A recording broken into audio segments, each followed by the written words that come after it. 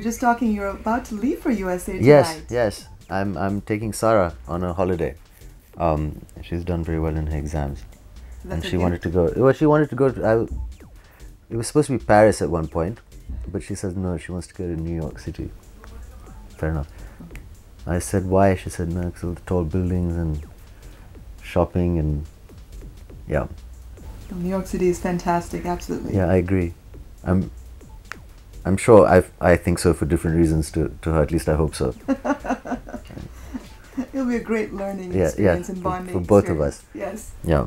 Well, switching gears over to work, let's talk about Arakshan and the actual meaning of Arakshan, which is similar to the meaning of affirmative action in the US, and it is reservation here. What is your personal opinion on this topic? My personal opinion is not something to be taken obviously too seriously by anybody watching, but I think there perhaps should be reservation to a point. Actually, I've got 2 points of view on this, if I'm allowed.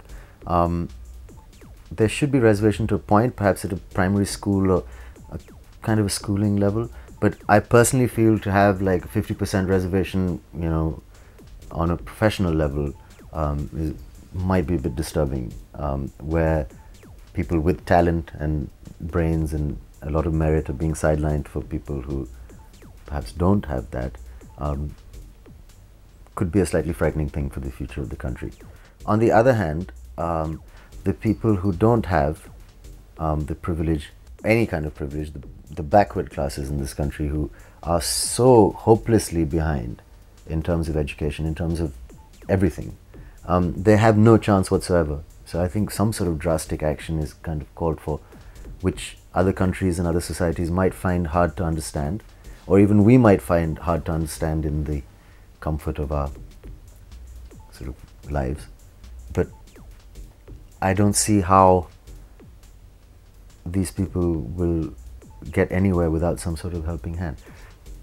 So I'm divided actually as to what I think. I think generally I do think that reservation should not exist beyond a point.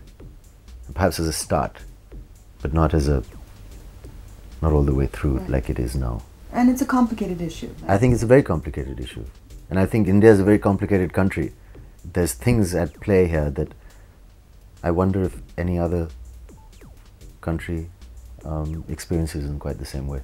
I don't think so. I heard you speaking a little earlier in jest that you were discriminated against because people didn't want you to play the role, saying that you're, you know, from royalty, Chote Nawab. What would you say in your defense, or just to the people in general? I mean, I'd say many things. I mean, you know, initially I think you can have an immature reaction and a mature reaction. Immature reaction would be like a joke saying that, you know, how can you discriminate against somebody's background, even if it's a privileged background according to you. That's unfair. And any form of discrimination is wrong. But I think what they mean is that they hope they're being represented well.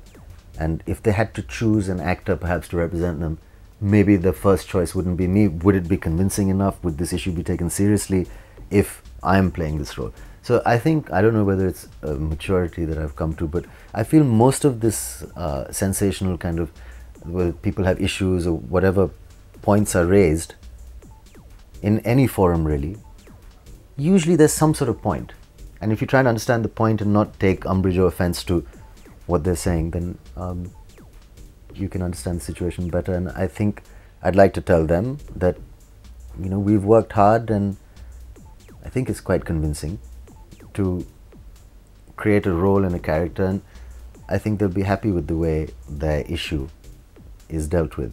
And the director, obviously this film is his passion project and the most important thing in his life, and if he felt that I'm right to play the role, I'm sure he's given it more thought and consideration than anybody else. Did you give it more consideration and try and make more of an effort to portray this character more sensitively perhaps? Yes, because I mean it's got nothing, it's just a really challenging part because it's not like me. It doesn't come to me naturally. Sure. And it's a natural, I mean, it's a character, it's a normal guy. It's not even a, I don't mean a caricature, but it's not like a very, you know, dramatic kind of part, like even the part in Omkara or the Sardar Ji in Love Ajkal. All these sort of roles had crutches in terms of costume or dialect or something that made it easier. Whereas this is just, you know, you just have to be this person who, you know, seems to have like a, what's it called, a kind of collective history of being downtrodden for thousands of years. So that was challenging. Now, you mentioned Omkara, one of my favorite films of yours so far. How have you evolved? You have evolved so tremendously as an actor. What did you do in terms of concerted effort? If you're committed to something and if you keep working at it, you tend to get better at it. And I think I've been very fortunate to have worked with some good directors and co-stars and just learnt things along the way. I mean, I love this job. I mean, there was a time when very little actually academically interested me, and I was worried whether I'd find anything which I could stay committed to, you know, without getting bored, which is a very scary thing.